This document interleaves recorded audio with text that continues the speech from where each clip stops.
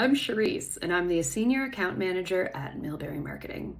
But before that, I spent pretty much over a decade working in media as a journalist. So I've worked for many publications, our national broadcaster, newspapers, magazines, radio, and the big bulk of it was at a regional business publication.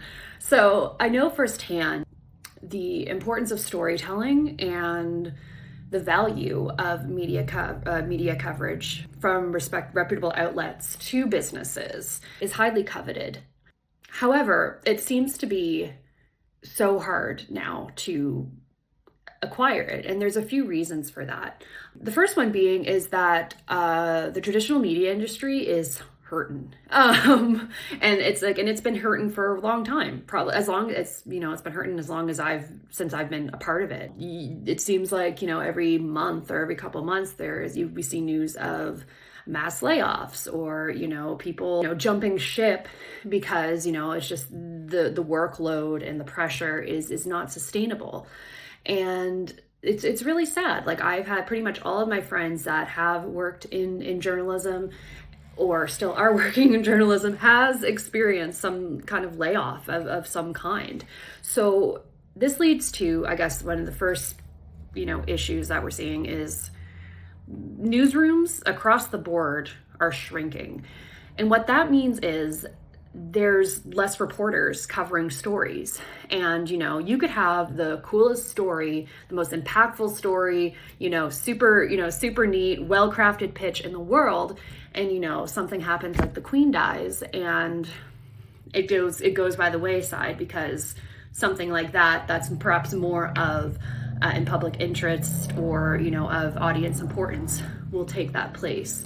And this is one that I think a lot of clients in the business and brand space are experiencing, is news isn't really, like, mainstream media isn't really into covering business anymore because they often view it as advertising. So they'll only really cover business unless, it's bad news, or people getting laid off, which is so ironic. But anyway, so what brands are facing too is it's like, oh yeah, we'll cover you if you pay for it. So it's called sponsored content or branded content, which is really a big division of a lot of big mainstream media outlets now, because it is providing a form of revenue that helps them survive. So those are two of the issues.